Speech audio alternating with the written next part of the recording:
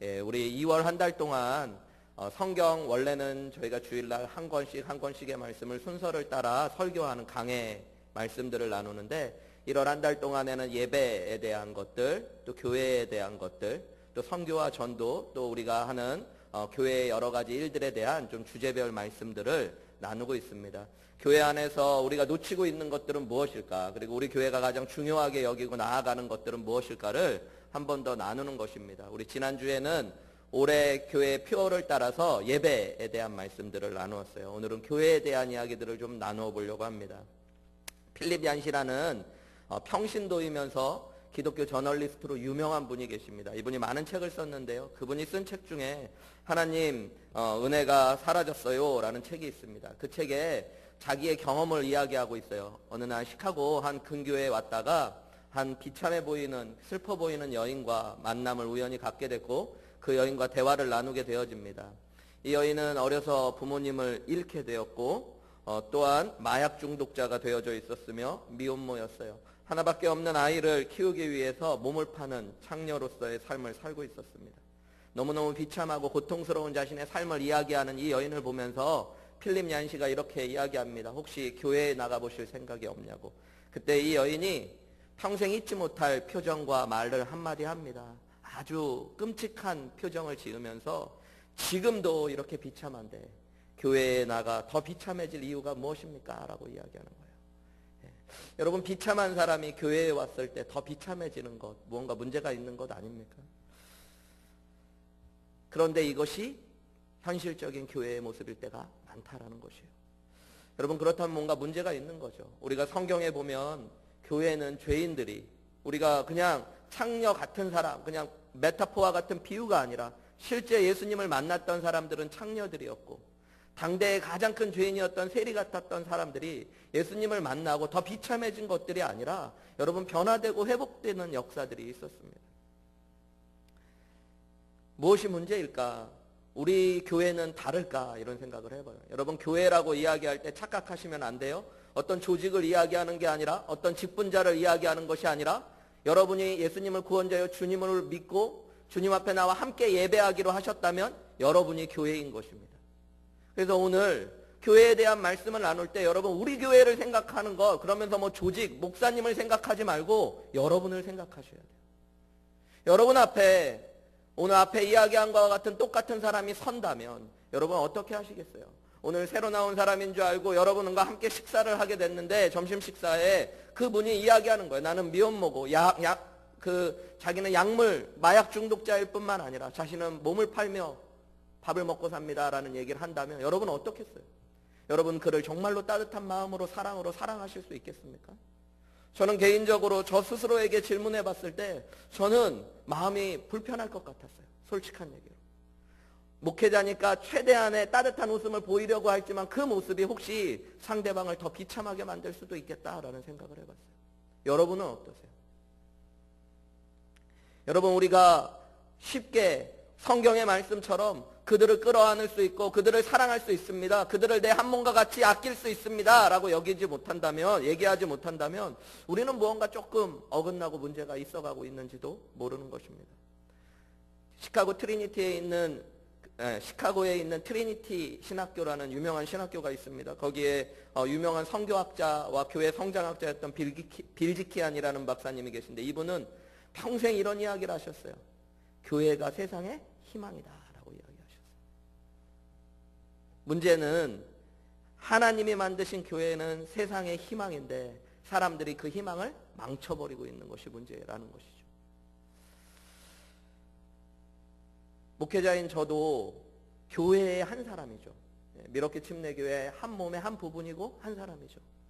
그런 스스로 교회인 제가 저 스스로를 돌아보고 교회를 돌아볼 때 회의감이 들 때가 많이 있어요. 오늘날 교회에 대한 일반적인 현상들이 어때요? 교회를 보면서 사람이 점점 다 줄어가고 있다고 그래요. 그죠? 교회는 지금 위기를 겪는다고 그러는데 그 위기를 사람들은 대부분 뭐라고 이야기하냐면 숫자가 줄어가는 것들에 대한 이야기를 합니다. 그리고 교회가 세상으로부터 욕먹어가고 있는 이야기들을 해요. 교회가 사람들로부터 칭찬받지 못하고 욕을 먹고 있다라고 해요. 여러분, 오늘 본문의 말씀은 그래서 참 중요한 말씀이에요. 오늘 본문의 말씀은 사도행전이라는 말씀 자체가 교회의 역사들을 다루고 있습니다. 어떻게 이 땅에 교회가 시작됐고 교회가 성장했고 교회가 하나님의 역사를 감당해 왔는지를 보여주고 있습니다. 그런데 오늘 사도행전 2장에 보면 처음 교회가 생겼을 때의 모습을 이야기하면서 그 교회의 모습을 짧게 설명해주고 있는 것이 오늘 사도행전 2장 42절부터 47절입니다. 오늘 본문의 말씀은 우리에게 익숙한 말씀일 수도 있어요. 그리고 본문의 말씀 속에 나오는 이야기들도 조금 익숙한 이야기들처럼 보일 수 있습니다. 그런데 좀 더 자세히 보면 또 우리와 많이 다르다는 것들을 또 보게 되어지는 거예요. 여러분, 오늘 교회에는 무엇이 있었냐면 말씀을 배우고 가르치는 일들이 있었고요. 서로 성전에서도 모이고 가정에서도 모여요. 그러니까 모두 있는 거예요. 공적인 예배도 있었고 함께 전체 회중이 모이는 예배도 있었고 가정에서 모이는 소그룹의 모임들도 있었다는 것입니다. 또 서로 모였을 때는 예배하면서 한마음으로 식사하고 하나님 찬송하고 음식을 나누고 서로 사랑하는 일들도 있었다라고 이야기합니다. 기도하는 일에 힘쓰고 그들은 하나님을 전하는 데 최선을 다했대요. 47절 말씀에 보면 그 모든 결과로 어떻게 되어졌냐면 온 백성에게 칭송을 받고 주께서 구원받는 사람을 날마다 더하게 하셨대요. 여러분, 여기 온 백성은 교회 다니는 사람들을 이야기하는 것이 아닙니다. 예루살렘 온 성 안에 있었던 사람들에게 칭찬받았다라는 얘기예요. 예수 믿는 사람들이. 그리고 수가 더해져 갔대요. 오늘날과 전혀 다른 모습의 교회의 모습을 보여주고 있죠. 당시의 교회는 칭찬받는 교회였고 자라가는 교회였다라고 이야기하는 것입니다. 무엇이 문제일까요? 여러분, 그래서 우리는 우리 자신을 돌아보는 것을 할 때 무엇이 잘못된가를 보려면 기준이 있고 표준이 있어야 돼요. 그 기준과 표준이 뭘까요? 말씀으로 돌아가셔야 돼요. 하나님이 말씀하셨던 그리고 하나님이 세우셨던 교회의 모습으로 돌아가야 됩니다. 우리가 자꾸 여러분 다 병들어 있는데 서로를 비교하면 답이 안 나와요. 여러분. 옆에 있는 교회 보면서 옆에 교회에 비해서 우리 교회 나름 건강해. 옆에 교회는 보니까 서로 찢어지고 싸우고 서로 쫓아내고 쫓겨나고 그러는데 우리 교회는 그런 일은 안 하니까 건강. 여러분, 이건 아무 도움이 안 돼요. 그냥 그래서 조금 덜 병든 게 여러분 건강함이라고 착각하시면 안 되는 것이에요. 그래서 그냥 여러분도 스스로 만족하면서 누군가를 판단하고 우리는 괜찮아 라고 여기면 안 되는 것이에요. 여러분, 우리가 교회 가운데 나왔을 때 교회는 하나님이 부르신 사람들의 모임입니다. 그래서 우리는 하나님의 부르심에 바르게 반응하고 있는지를 질문해야 돼요. 여러분, 우리 교회가 단지 옆에 교회보다 나은 교회가 아니라 하나님께서 말씀하시는 교회 안에 어떻게 서 있는지를 돌아봐야 되고요. 그 안에 부족하다면 우리 스스로가 하나님 앞에 다시 우리를 세우는 역사들이 필요한 것입니다. 여러분, 오늘 본문의 말씀에 보면 힘썼다라는 말들이 등장합니다. 42절에 보면 그들이 사도의 가르침을 받아 서로 교제하고 떡을 떼며 오로지 기도에 힘썼다라고 그래요. 46절에도 보면 날마다 마음을 같이하여 성전에 모이기를 힘썼다 그래요. 여러분이 힘썼다라고 번역된 단어는 원래 헬라어 단어로 보면 집중하여 에너지를 쏟았다는 이야기예요. 영어 성경에는 디보티드라고 번역되었어요. 그래서 여러분, 헌신하고 무언가에 전심전력했다는 이야기입니다. 여러분, 이 초대교회 하나님께서 세우셨던 최초의 교회들, 예수님께서 이 땅에 성령을 부으시고 말씀하셨던 주님의 몸된 교회, 주님이 주인 되시는 교회, 주님이 세우시겠다고 십자가에 주님의 피로 말미암아 주님의 옆구리에서 탄생했던 이 교회의 모습에 중요한 것들은 그들은 어디에 에너지를 썼느냐를 보여주고 있는데요. 그게 뭐냐면 42절의 말씀이 그래서 되게 중요한 말씀이에요. 우리 한글 성경에는 기도하기를 힘쓰니라 라는 말 앞에 오로지가 붙어 있어서 이게 기도만을 강조하고 있는 것처럼 보이지만 이 오로지라는 단어 때문에 그런 착각을 불러일으킬 수 있지만 원래 원어의 본문의 말씀을 보면 사도들의 가르침을 받고 교제하고 기도하는 일에 힘썼다는 말씀이에요. 그래서 영어 성경에도 그들은 디보티드 했는데 사도들의 가르침을 받는데 디보티드하고 그 다음에 교제하는 일에 디보티드하고 기도하는 일에 디보티드 했다라고 나오는 거예요. 여러분, 교회가요 어디에 힘을 쏟느냐가 참 중요합니다. 사람이 운동을 잘하는 사람들도 힘을 어디다 쏟는지를 아는 게 운동을 잘하는 거예요. 힘을 딱 써야 되는 데다가 힘을 쓰지 못하면요 별로 힘을 못합니다. 제가 운동을 그래도 하는 운동 중에 남들보다 조금 더 열심히 오래 잘한다고 하는 게 탁구를 치거든요. 근데 탁구를 칠 때 보면 여러분 제가 막 여러분보다 우락부락한 게 아니잖아요. 근데 아마 저랑 탁구를 쳐보신 분들은 알겠지만 제가 여러분을 엄청 봐드리거든요. 예. 근데 정말 있는 힘을 다해서 치면 여러분이 제 공의 속도를 도저히 따라갈 수 없습니다. 예. 그게 눈이 아니라 여러분이 치는 거 아무리 세게 친다고 탁구공을 저보다 세게 빠르게 치시기 어려워요. 그 이유 중에 하나는 제가 힘이 많기 때문이 아닙니다. 저는 어느 포인트에 어디에다 힘을 줘야 되는지를 알고 있기 때문이에요, 여러분. 그러니까 막 있는 힘을 줘서 치려는 분들은요, 힘이 분산돼서 도리어 공을 세게 못 칩니다. 치기 전부터 막 힘이 들어가 있으니까요. 정작 힘을 칠 때는 다리가 휘청거리고 팔이 휘청될 뿐이니까요. 모든 것의 원리는 같아요. 여러분, 우리가 무언가에 집중하고 힘을 쓰느냐가 참 중요합니다. 여러분의 삶에서도 어디에 힘을 쓰고 어디에 에너지를 쏟느냐는 참 중요한 것이에요, 여러분. 어떤 분은 먹는데 목숨 거는 분들 계시죠. 디보티다 한다는 건 사실은 목숨 걸고 헌신한다는 얘기예요, 여러분. 여러분 도대체 무엇에 목숨 걸어요? 목숨 거는 것 자체가 없어. 그냥 무기력하게 살아가세요. 여러분, 교회는 목숨 거는 것이 있어요. 하나님께서 세우신 교회는 뭐예요? 하나님의 말씀을 가르침 받는데 목숨 거는 교회가 건강한 교회입니다. 기도하는데 목숨 거는 교회가 건강한 교회입니다. 여러분, 서로 사랑하고 교제하는데 목숨 거는 교회가 건강한 교회예요, 여러분.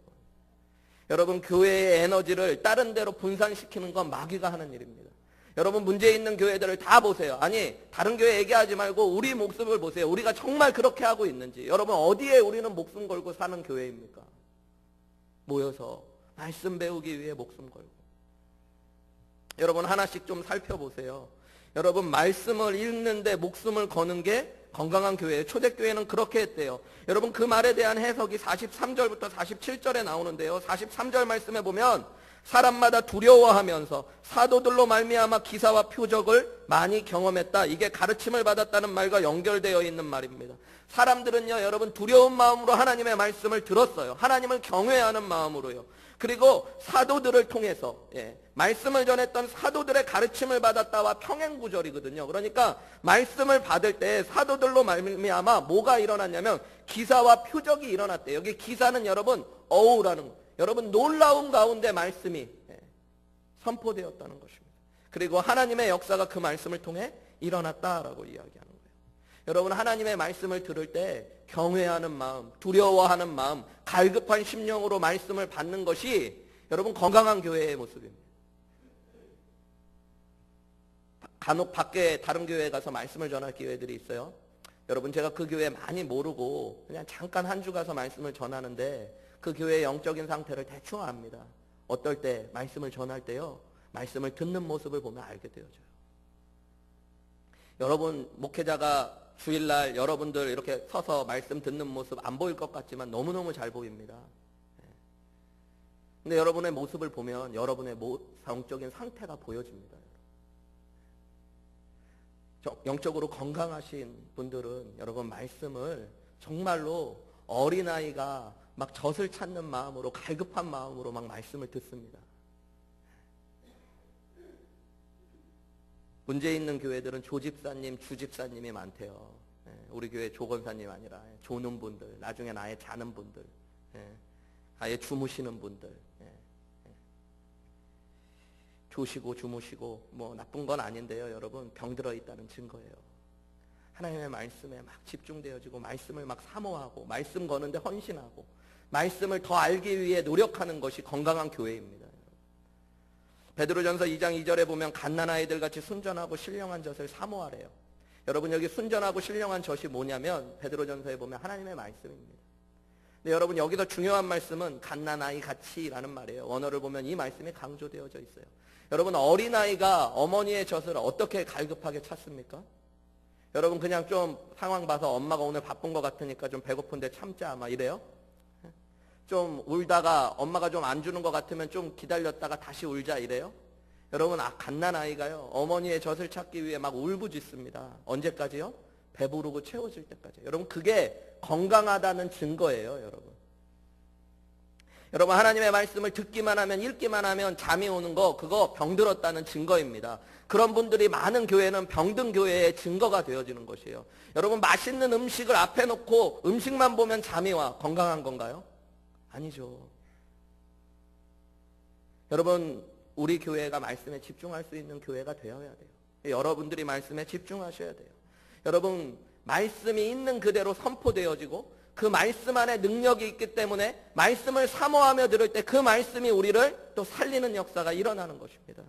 여러분, 독일 교회 같은 교회들은요, 여러분, 위험한 현대 독일 교회가 현대 신학 사상에 많은 위기를 초래했어요. 자유주의 신학이라는 것들을 태동시켰습니다. 그 이유가 무엇이었냐면 당시에 독일에 철학과 지성인들이 많았는데 그들에게 이해될 수 있는 말씀을 전하자는 이유로요, 교회에서 말씀을 희석시키고 타협시키기 시작했습니다. 이성적이고 합리적인 말씀을 전하자는 이야기예요. 그래서 하나님의 말씀 가운데 기적과 같은 말씀들, 세상 사람들이 논리적으로 이해하기 어려운 말씀들을 빼버리고 바꾸고 타협하기 시작했습니다. 여러분, 교회가 살아났어요? 아니요. 여러분, 지성인들이 들어와요? 아니요. 모든 사람이 떠나버리고 교회는 병들고 마는 거예요. 여러분, 말씀이 여러분 건강에 중요한 시금석이 돼야 돼요. 사도들을 통해 하나님의 말씀이 바르게 전하여지고 그 말씀을 통해 하나님 앞에 갈급한 심령으로 말씀을 듣는 일에 헌신하는 교회가 건강한 교회가 되어지는 것입니다. 여러분, 주님의 말씀을 주님의 말씀으로 들으셔야 돼요. 내가 말씀을 판단하는 것이 아니라 말씀이 나를 판단하시게 해야 됩니다. 여러분, 그래서 주일의 말씀, 새벽의 말씀, 또 우리 교회에 있는 성경 공부들, 특별히 이제 우리가 2월 달부터 소그룹 모임을 매주 갖게 되어집니다. 그때 여러분, 말씀을 어떻게 삶에 적용해야 될까 서로 고민하시고 나누시고 기도하시면서 그 말씀으로 살아가기 위해 몸부림치시는 일들이 있어야 돼요. 그냥 모여서 맨날 놀고 얼굴 보고 친하게 지내라는 이야기만 하는 거 아닙니다. 여러분, 그 시간에 설교 시간은 여러분 한계가 있어요. 설교는 우선 신앙의 여러분의 모습이 다 다르기 때문에 여러분 가운데 어디에 포커스를 맞추느냐고 했을 때 여러분, 막 새신자를 벗어난 분들보다 조금 높은 분, 뭐 이런 정도의 눈을 맞춰 설교하게 되어져 있어요. 왜냐하면 제가 설교를 우리 교회 가장 말씀 많이 알고 가장 믿음에 헌신한 분에게 맞춰서 설교하다 보면 대부분의 분들은 그 말씀을 따라오지 못합니다. 그렇다고 오늘 아직 예수님도 믿지 않은 분들에 맞춰서 말씀을 다 전하다 보면 그 말씀도 깨닫지 못하게 되어져요. 그렇기 때문에 여러분, 말씀은 도전하기도 하고 삶의 적용을 깊이 각자가 해야 되는 결단들을 다 다루어 주지 못할 때도 있습니다. 그런데 그 일들을 여러분 소그룹에 모여서 매주마다 식사하신 뒤에 말씀을 식사하시면서도 말씀 묵상하고 또 나누고 결단한 것들을 소그룹에 나눠서 오늘 주일 말씀이 어떤 것이었는가 다시 정리하고 그 말씀으로 나는 이렇게 살겠습니다, 내가 이렇게 살 수 있도록 기도해 주십시오 하는 역사들이 있을 때 여러분, 교회는 건강해지기 시작하는 거예요. 그런 일에 애쓰셔야 돼요. 모여서 맨날 쓸데없는 이야기하고 그런 것이 아니라 여러분, 말씀으로 무장되셔야 돼요. 여러분, 또한 교회가 무엇에 힘썼다고 이야기해요? 오늘 본문의 말씀에 보면 여러분, 기도에 힘썼다라고 이야기해요. 여러분, 기도가 여러분 교회의 생명줄과 같은 것입니다. 여러분, 기도하는 교회가 사는 교회고 건강한 교회입니다. 기도하는 성도가 건강한 성도고 살아있는 성도입니다. 여러분 말 아무리 많이 하고 여러분 열심히 무슨 헌신을 한다고 해도 기도하지 않으면 문제가 있는 것입니다. 여러분, 교회의 능력은 기도로부터 시작돼요. 하나님의 능력은 기도로부터 부어집니다. 예수님 말씀하셨죠. 여러분, 예수님께서 변화산상에 올라가셨을 때 제자들이 귀신을 쫓아보려고 노력하고 병든 자를 치유하려고 하지만 안 됐습니다. 제자들이 질문해요. 예수님, 왜 예수님은 되시는데 우리는 안 됩니까? 예수님 뭐라고 그러셨어요? 너와 나는 태생부터 틀려, 이렇게 말씀하셨어요? 아니요. 기도 외에는 이런 이유가 있을 수 없다라고 말씀하셨어요. 여러분, 기도가 능력이에요. 여러분, 교회가 기도한다고 얘기할 때 우리 교회 더 기도회 만들어야 돼, 이 얘기하는 거 아니에요. 여러분의 이야기를 하고 있어요. 여러분이 기도하지 않는데 우리 교회가 어떻게 기도하는 교회가 됩니까? 여러분, 진정한 하나됨도 기도에서 일어납니다. 기도하지 않으면 교회는 갈라져요. 여러분, 교회가 함께 모여 기도할 때 교회는 하나님의 역사를 통해 하나됨의 역사를 경험하게 되어지는 것입니다. 여러분, 기도할 때 성령께서 능력을 베푸셔서 우리를 살리시고 지키시는 은혜를 누리게 되어지는 것입니다. 여러분, 또한 교회는 무엇에 힘썼대요? 교제하는 데 힘썼대요. 여러분, 여기 교제는 우리 한글 언어라는 것들은 단어들이 각 나라마다 달라요. 그런데 그 언어들은 최대한 비슷한 뜻을 가지고 있는 것들을 찾지만 똑같은 의미를 갖지 않는 경우가 많습니다. 여러분, 왜냐하면 먼저 말이 있었던 것이 아니라 사물과 사건들이 있었고 그것을 표현하기 위한 단어들을 만들었기 때문이에요. 여러분, 우리는 교제라고 이야기하면 교제는 여러분 성경에서 얘기하는 코이노니아라고 하는 단어를 번역한 건데 그 단어의 뜻을 온전히 전달하지 못할 때가 많습니다. 여러분, 우리는 교제하면 남녀가 교제할 때 누가 교제하는 거예요? 남자친구, 여자친구. 근데 아직 결혼하지 않은 사람들, 그죠? 그래서 서로를 알아가고 이 사람과 평생 살 건지 아닌지, 내가 이 사람한테 헌신할 건지 아닌지 알아보는 걸 교제한다고 그러는 거예요. 그죠? 그냥 내 눈에 좋은지 아닌지만 보면 내 중심으로 사람을 판단하고 평가하고 그 사람을 이렇게 보는 과정을 교제라고 이야기하는 거예요. 그리고 교제라고 이야기할 때 교제는 우리 가족이나 이런 사람들이 아닌 사람과 이렇게 지낼 때 교제라는 말을 많이 써요. 한국말에서는. 그죠? 뭐 옆집 사람과 교제했다고 그러지 뭐 아내와 교제한단 말 잘 안 쓰잖아요. 그죠? 근데 여러분, 성경에서 얘기하는 코이노니아는 부부간의 삶 같은 것들을 이야기하는 거예요. 이미 서로에게 헌신하기로 하고 한 몸 되어서 서로를 나누어 가는 것들을 교제라고 이야기하는 거예요. 그러니까 교제는 남자친구, 여자친구가 하는 게 아니라 부부가 하는 것이 교제예요. 부부간에는 여러분 물질의 나눔이 당연하죠. 그죠? 여기 혹시 부부라 그러면서 주머니 따로 차고 계신 분들은 아직 코이노니아를 못 이루신 분들이에요. 진정한 부부는 여러분 주머니 같이 뭐 내 돈 썼다고 막 내가 아내한테 막 이러면 여러분 이상한 거잖아요. 그죠? 뭐 쓸 수 있는 거죠. 그게 한 몸인 거죠. 아내도 그렇게 하고. 여러분, 내가 내 아내를 위해 시간을 쓰는 거 그거 문제입니까? 이상한 거 아니죠. 당연한 거죠.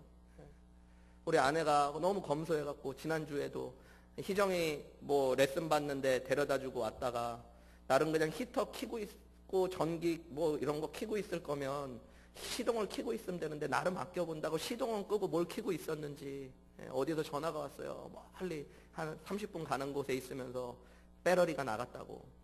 누구한테 했겠어요? 저한테 했죠.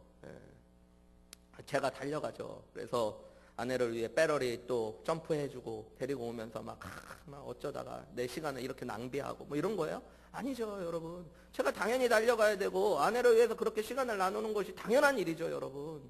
왜냐하면 우리는 한 몸이 되어진 코이노니아니까. 여러분, 교회가 그런 곳이라는 거예요. 교회는 예수님을 구원자여 주님으로 믿은 사람들이 모이는 것입니다. 그래서 이제 내가 하나님을 나의 뭐로 부르는 거예요? 아버지로. 그리고 믿음의 식구들을 뭐라고 불러요? 형제, 자매, brother and sister. 형, 누나, 동생. 예수님이 우리의 아버지 주님 되시고 하나님께서. 여러분, 우리가 그래서 뭐라는 거예요? 가족이라고, 가족. 한 몸이라고요. 그래서 우리는 여러분 서로 나누는 거예요. 오늘 본문의 말씀을 보세요. 44절과 45절 믿는 사람이 다 함께 있어 모든 물건을 서로 통용하고 또 재산과 소유를 팔아 각 사람의 필요를 따라 나눠주며. 여러분, 이 말이 얼마나 어떻게 보면 우리와 이질적인 이야기입니까? 함께 있기를 원하고요. 자신들의 물건을 서로 함께 쓰고요. 재산과 소유를 파는 사람들도 있었어요. 무엇 때문에요? 어떤 사람들의 필요를 도와주기 위해서요. 세상적으로 이해되지 않는 말씀이죠. 오늘 현대교회의 눈으로 보면 여러분 뭐 이런 일까지도 나아가야 되나 부담될 수 있을 수 있죠. 그런데 여러분 성경의 눈으로 보면 이것이 당연하고 자연스럽고 건강한 모습이라는 거예요.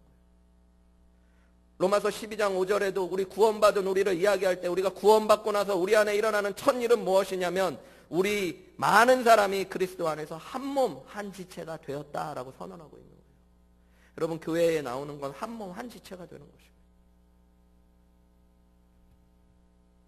그래서 사랑하고 서로 주님의 은혜를 나누는 거예요. 여러분, 우리 공적으로 모임에서도 사랑할 수 있지만 그 모임의 교제에는 한계가 있습니다. 서로의 아픔을 듣고 그 필요를 채워주기 어려워요. 그래서 여러분 교회 안에는 소그룹이 있는 것입니다. 본문의 말씀에도 보면 성전에서 모이기를 힘쓰고 집에서 또한 함께 모였다는 말씀을 통해 교회가 함께 모일 때도 있지만 소그룹을 통해 함께 하나님의 교제와 예배를 이루어갔다는 것들을 보여주고 있는 것입니다. 여러분 소그룹으로 모였을 때 여러분 서로 사랑하기로 결단하셔야 돼요. 거기에 내 목숨을 드리고 헌신하셔야 돼요. 여러분 교회 다닌다는 건 말씀을 배우는데, 기도하는데, 서로 사랑하는데 목숨 걸기로 헌신하는 것입니다. 여러분 하나 되기로 헌신하는 거예요.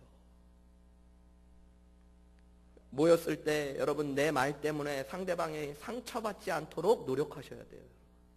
아무 말이나 하는 것이 교회가 아닙니다. 여러분 에베소서 4장에 보면 성도들끼리 모였을 때 교회 안에서 선한 말을 해서 듣는 이에게 은혜를 끼쳐야 된다라고 이야기하고 있어요.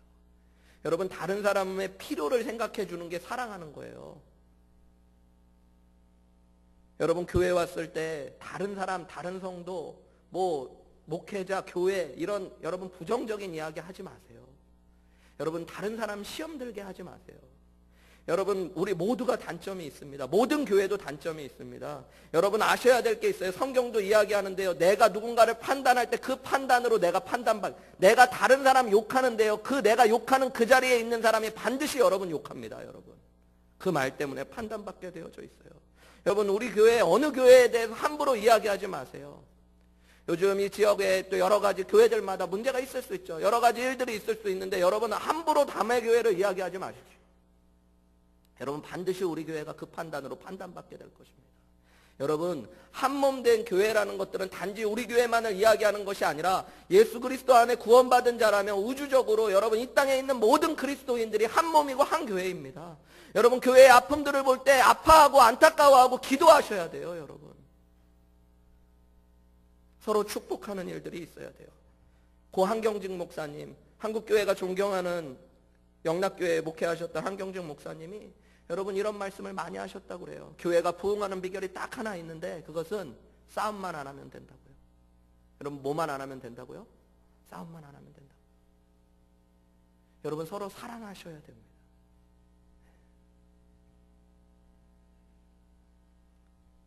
여기까지 말씀을 일찍 준비했어요. 제가 기도에 힘쓰고 교제에 힘쓰고 예배에 힘쓰고. 그런데 하나님이 이 말씀 붙잡고 계속 기도하게 하시더라고요. 이번 주에. 그러면서 여러 생각을 하게 하셨어요. 과연 이게 전부일까? 그냥 이렇게 설교하면 되나? 우리 칭찬받는 교회 됩시다.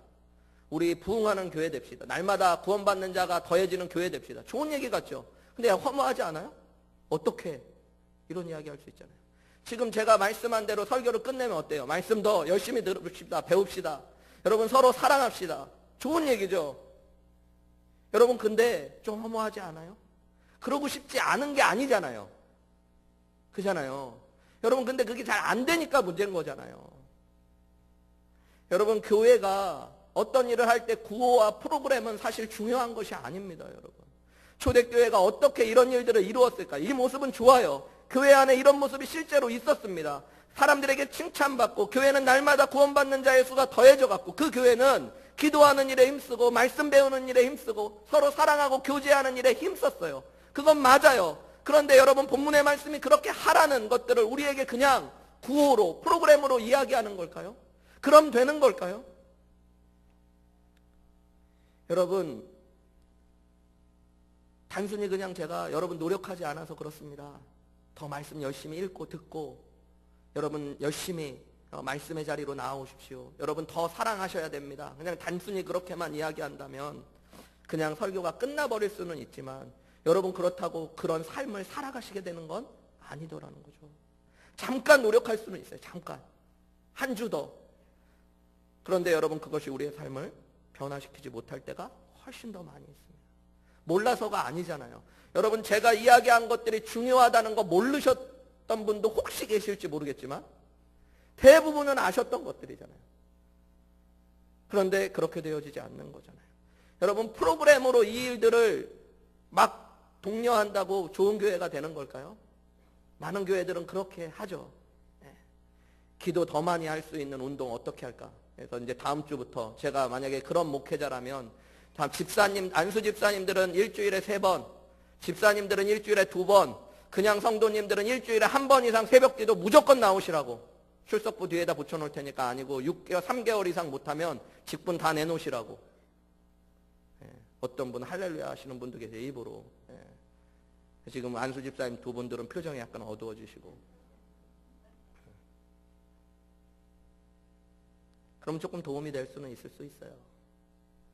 그런데 여러분, 그 기도는 우리의 헌신을, 그래서 우리의 삶의 에너지를 온전히 집중하는, 그래서 하나님의 역사를 이루는 기도가 되어지지 않을 확률이 많이 있습니다. 여러분, 제가 말씀 열심히 읽자고 그래서 뒤에다가 우리 교회 이름, 성도님 이름만큼 말씀 읽기 표를 붙여놓고 마태복음부터 요한계시록, 그 다음에 창세기부터 말라기까지 붙여놓고 하나 읽을 때마다 스티커 붙이는 거 하잖아요. 위로 올라가게. 그것도. 그럼 여러분, 생각보다 많은 분들이 스티커를 붙이기 시작해요. 창피하니까. 자기 이름 하나도 없으면, 그러니까 나도 뭐 내가 뭔데, 내가 목사님인데, 집사님인데, 만수 집사인데, 그러다 보면 좀 창피하니까, 또 거짓말로 붙일 수는 없으니까 읽고 붙이고, 그럼 조금 도움이 될 수는 있어요. 근데 여러분, 그것이 말씀에 우리의 삶을 드리게 하는 헌신으로 우리를 이끌지는 않습니다. 여러분.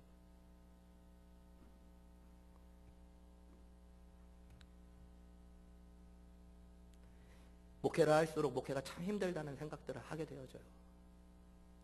프로그램을 만들 수도 있고 잠깐의 붐을 만들 수는 있는데, 진짜 사람들을 변화시키고 헌신시키고 교회를 세워가는 일은 여러분 정말 어렵다는 생각들이 들기 때문이에요.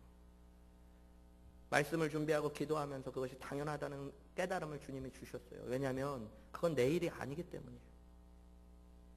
내가 목회자로 목회를 하는 것 같지만 여러분, 사람을 변화시키고 마음을 변화시키고 하나님 앞에 교회를 세워가시는 거는 내가 하는 일이 아니라 하나님께서 하시는 일이기 때문입니다.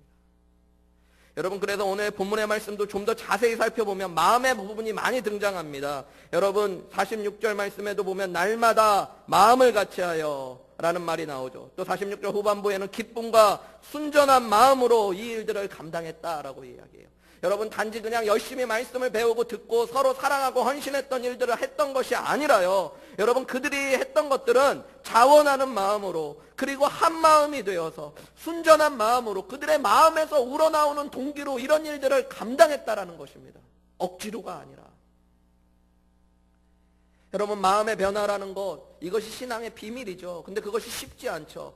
로마서 12장 1절에도 보면 우리가 구원받은 이야기를 쫙 던진 다음에 12장 1절에 구원받은 자는 이제는 삶으로 하나님께 자신을 드리는 영적 제사를 드리고 제물이 되어야 된다라고 이야기해요. 헌신하며 살고 주님 위에 살아야 된대. 이제 나는 죽고 예수님이 살아야 된대요. 근데 거기서 그치지 않습니다. 2절에 보면 그렇게 되는 비결을 이야기해요. 그게 뭐냐면 마음에 새롭게 함으로 변화를 받아야지 된다는 거죠.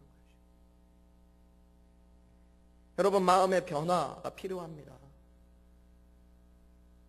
다 모든 것이 마음의 문제예요. 여러분, 사실 들여다보세요. 어느 교회가 소그룹이 없어요? 문제가 생겨진 교회에 갔는데 봤더니 이 교회는 주일날만 모여. 소그룹은 없었어. 그래서 이게 문제구나. 그게 답이에요, 여러분. 대부분의 교회에 소그룹 다 있습니다. 여러분, 어느 교회가 말씀을 강조하지 않고 예배 때 말씀 안 전하는 교회 있습니까? 그러면은 쉽죠. 저 교회 말씀이 없어서 그렇구나. 주일날 말씀을 전해야 되는데. 여러분, 근데 다 주일날 말씀이에요. 다 나름 좋은 목회자들이, 신학교를 나오고 여러 가지 과정을 거친 목사님들이, 문제가 있었던 교회들이요, 제가 설교 들어보고 인터넷이나 이런 곳에서 보면 하나님의 말씀을 잘못 전한 것도 아니에요. 다 말씀 전해요. 말씀도 제대로 정답으로. 여러분, 문제는 마음에 있어요. 마음에.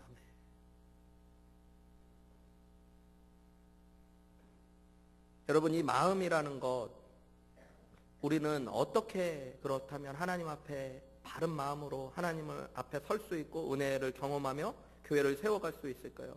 오늘 46절 말씀, 마음이라는 부분이 강조되어 있는 말씀을 보세요. 날마다 마음을 같이 했고 성전에 모이기를 힘쓰는, 이런 애쓰고 힘쓰는 헌신의 일들이 있었는데 기쁨과 순전한 마음으로 음식을 먹고 또 하나님을 찬양했다 그래요. 근데 여러분, 그 가운데 한가운데 들어있는 단어가 있습니다. 그게 뭐예요? 떡을 떼었다라는 얘기예요. 여러분, 음식을 먹었다는 이야기와 왜 따로 구별해서 떡을 떼었다는 이야기가 있을까요?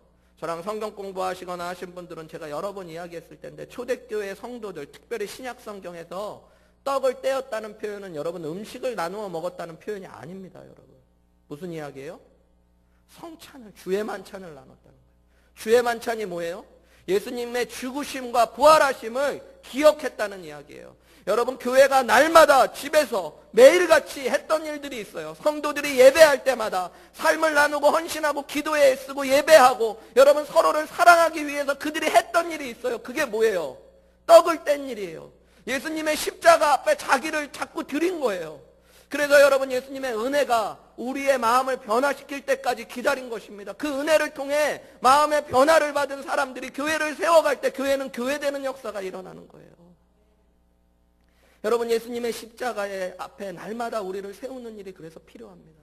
예배 가운데 나올 때 여러분 십자가 앞에 자신을 드려야 돼요. 십자가를 바라보면 여러분 정말 복음을 깨닫고 예수님을 구원자요 주님으로 믿은 사람은 내 죄악됨이 또 보입니다. 괜찮은 사람인 것처럼 보이고 교만한 사람처럼 보였던 내가 여러분 주님의 십자가 앞에 서게 되면 하나님 앞에 끊임없는 죄인이라는 것들을 알게 되어져요. 여러분, 그리고 또한 상황을 보며 환경을 보며 주님이 나를 사랑하시는가 의심했던 내가 주님의 십자가 앞에 설 때마다 죽기까지 나를 사랑하신 예수님의 사랑과 은혜가 다시 내 안에 경험되는 역사를 보게 되는 것입니다. 여러분, 그 사람은 예배에 목숨 걸 수 있을까요? 없을까요? 목숨 걸죠. 나 같은 죄인을 위해 죽으신 예수님 앞에 드리는 예배는 다른 예배가 되어지는 거예요, 여러분. 여러분, 그 사람들은 말씀에 집중하게 되어집니다. 날 사랑하신 주님의 이야기에 내 삶을 드리게 되어져요. 그 말씀을 알고 주님을 더 알고 싶고 배우고 싶은 마음들이 우리 안에 일어나는 거예요. 여러분, 정말로 은혜를 경험한 사람은 사랑할 수밖에 없습니다. 내 앞에 있는 사람이 죄인일수록 더 큰 주님의 은혜로 사랑하게 되어져요. 나 같은 죄인도 품어주신 주님이 또 주님의 사랑 가운데 창녀와 같은 사람, 마약 중독자와 같은 사람을 또 내 앞에 세우셨구나. 내가 주님의 사랑으로 그를 사랑해야지 하는 마음이 그때 일어나는 거예요. 여러분, 교회는 내 안에 있는 것이 아니라 예수 그리스도의 은혜를 통하여 성령 충만함으로 변화된 사람들. 여러분, 사도행전 2장의 말씀은 떨어져 있는 말씀이 아니에요. 사도행전 1장과 2장의 말씀을 보면 이미 예수 그리스도의 죽으심과 부활하심으로 예수님의 은혜를 경험했던 사람들, 그리고 오순절 성령의 충만함을 경험함으로 말미암아 은혜와 성령 충만함이라는 것들을 경험해서 마음의 변화를 받은 사람들 안에 일어난 역사들을 이야기해주고 있는 거예요. 오늘 교회의 문제는 여러분, 복음의 빛 앞에도 서 있지 않고 은혜의 빛 안으로 들어오지도 않은 사람들이 자신들이 교회라고 착각하는 데 문제가 있어요. 여러분, 교회를 다니는 거 좋아요. 예배를 보는 거 좋아요. 구경꾼처럼.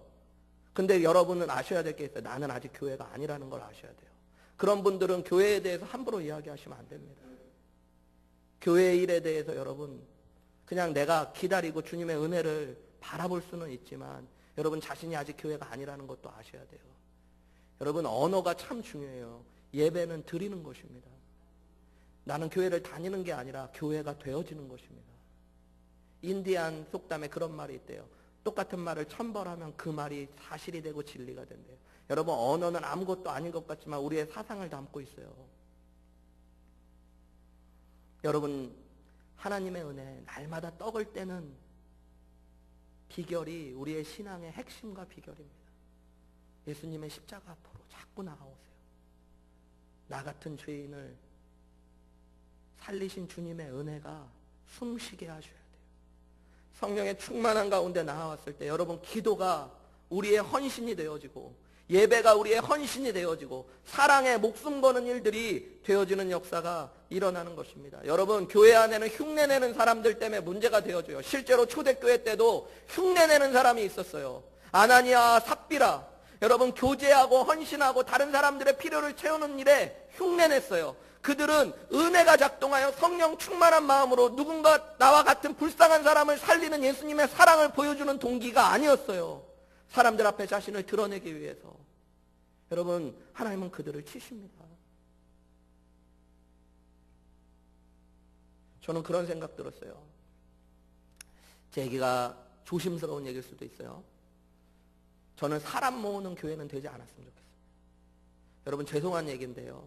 저희 교회에 한 몸 되시고 아직 내가 예수님 못 믿었다고 하더라도 그래도 내가 진짜 예수님 믿는 게 무엇인가, 그리고 진짜 예수님 알고 싶은 분은 괜찮습니다. 그리고 정말 내가 예수님을 구원자의 주님으로 믿어서 예수님이 말씀하신 교회를 내가 헌신하며 수고하며 함께 세워가시겠다는 분들, 말씀 배우는 일에, 기도하는 일에, 사랑하는 일에 주님의 은혜를 생각하며 헌신하겠다는 분들은 한 몸 되셔도 됩니다. 그런데 그렇지 않은 분들은 여러분 교회 굳이 왜 오세요? 저는 우리 교회에 그런 분들 많아지는 거 별로 좋지 않다고 생각합니다. 사람 때문에, 아이들 교육 때문에. 여러분 그거 아무 의미가 없습니다. 어떤 프로그램들을 세워가는 것도 여러분 아무 의미가 없어요. 사실은 구역의 모습을, 이름을 뭐로 바꾸고, 구역의 시간을 바꾸고, 사람들을 바꾸고, 여러분 그건 아무 은혜도 없고 능력도 없습니다. 거기 안에는 답이 없습니다. 그것이 나쁘다는 이야기하는 거 아니에요. 그런데 여러분 우리가 마음 안에 하나님 은혜 가운데 섰을 때 그런 것들이 우리에게 도움이 되어지는 것이죠. 여러분 오늘 본문의 말씀을 보세요. 그들은 기쁨과 순전한 마음으로 함께 모였대요. 여러분 모였더니 기쁨을 얻은 것이 아니라 본문의 말씀은 기쁨으로 모였대요.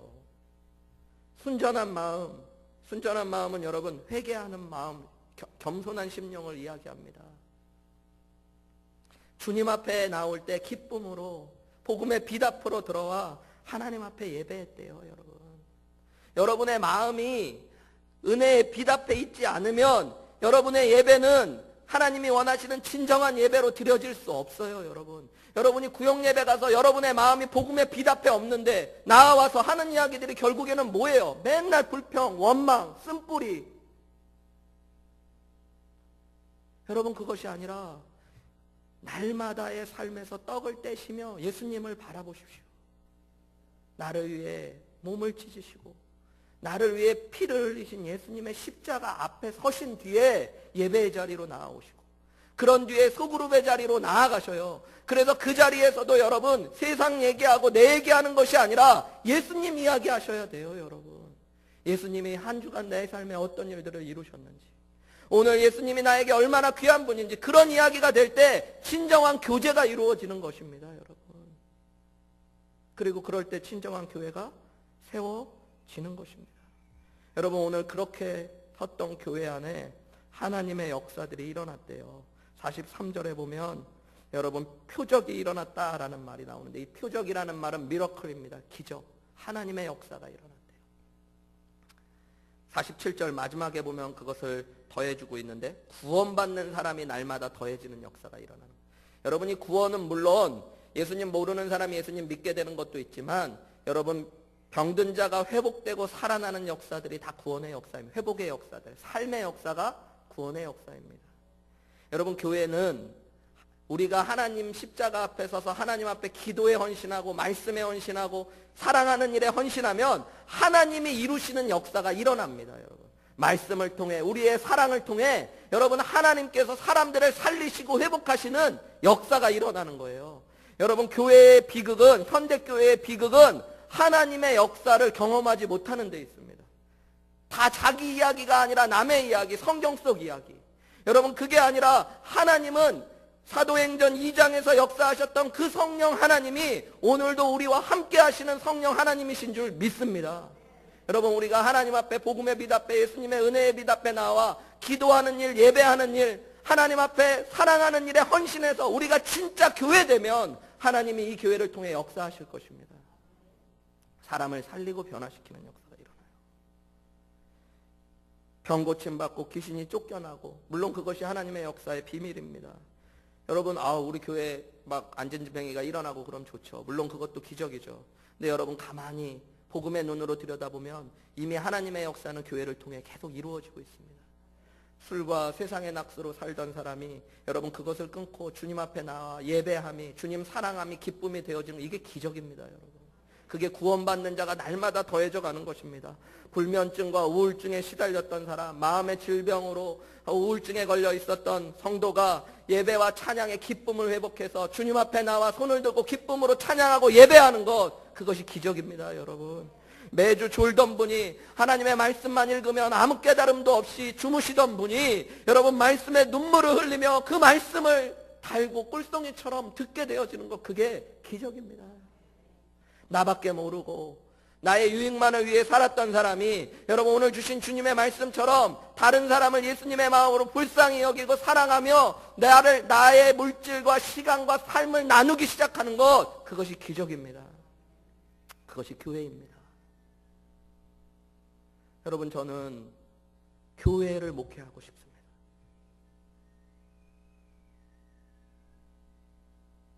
제가 제 한 번뿐인 인생을 목회자로 드리고 살아가고 있잖아요. 여러분, 돈 벌려고 일한다면 불쌍한 사람이에요. 죄송한 얘기입니다. 뭐 돈 많고 적고를 얘기하는 거 아닌데, 근 17년 전에 대학교를 졸업할 때 여러분 엔지니어로 취업이 돼서 오라는 곳의 연봉이 제가 졸업할 당시에 있었던 대기업에 있는, 제가 들어갈 수 있었고 들어갈 수도 있었던 대기업에 있었던 1년의 연봉이, 물론 공단에서 일하고 그러는 건데 지금 제 연봉보다 많습니다. 여러분, 제가 바보 아닙니까? 돈 벌려고 산다면 20년 가까이 공부하고 애쓰고 힘써서 아직도 그 연봉도 못 벌면서 돈 번다고 일을 한다면 얼마나 불쌍한 사람입니까? 여러분, 제가 한 번뿐이 없는 인생을 목회하며 하나님 앞에 드릴 때 제가 교회를 교회로 세우고 싶고 저도 그 교회에 한 몸 되고 싶은 마음으로 있는 거예요.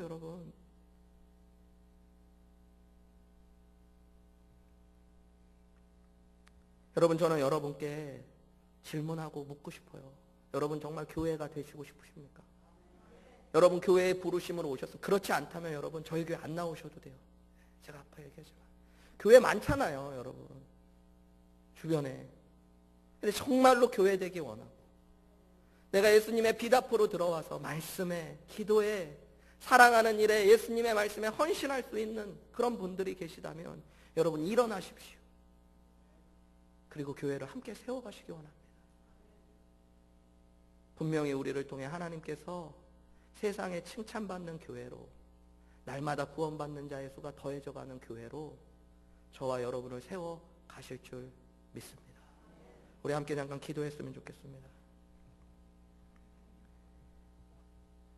여러분 안에 주님의 은혜가 살아 숨쉬고 있는지 돌아보십시오. 여러분, 내가 마음의 수양을 쌓고 내가 하나님이 되기 위한 것이 종교일지는 모르지만 그것은 복음이고 생명이고 기독교는 아닙니다. 기독교는 예수님의 은혜의 빛 앞으로 날마다 나를 드리고 그 앞에 서는 것입니다. 여러분, 오늘 이 시간 기도할 때 먼저 떡을 떼십시오. 떡을 떼며 나를 위해 몸을 찢으신 예수님을 바라보십시오. 내 마음으로 떡을 찢으며 나를 위해 자신의 삶을 찢으셨던 예수님을 바라보십시오. 그 십자가 앞으로 나아오십시오. 여러분, 정말로 그것이 은혜인지, 내가 예수님의 은혜의 빛 없이는 설 수 없는 죄인임을 여전히 고백하고 있는지, 그리고 그 나 같은 죄인을 사랑하신 예수님의 빛이, 은혜가 오늘 나를 이 자리로 세우고 부르고 있는지를 돌아보십시오. 여러분, 그 안에 충만히 거하여 주님 앞에 예배하기로 헌신하시고, 주님 앞에 말씀 배우기로 헌신하시고, 주님 앞에 기도하고 사랑하기로 헌신하게 해달라고 기도하시는 은혜가 있기를 원합니다. 그래서 주님, 교회가 교회되게 해주십시오. 하나님, 우리 교회가 교회로 교회를 세워가게 하여 주옵소서. 종교생활에 익숙한 사람이 되어지는 것이 아니라 하나님 은혜의 빛 앞에 나와 주님의 교회를 세워가는, 내가 교회되는 한 사람 될 수 있도록 도와달라고 우리 이 시간에 한 목소리로 기도하며 나아가시겠습니다. 기도하시겠습니다.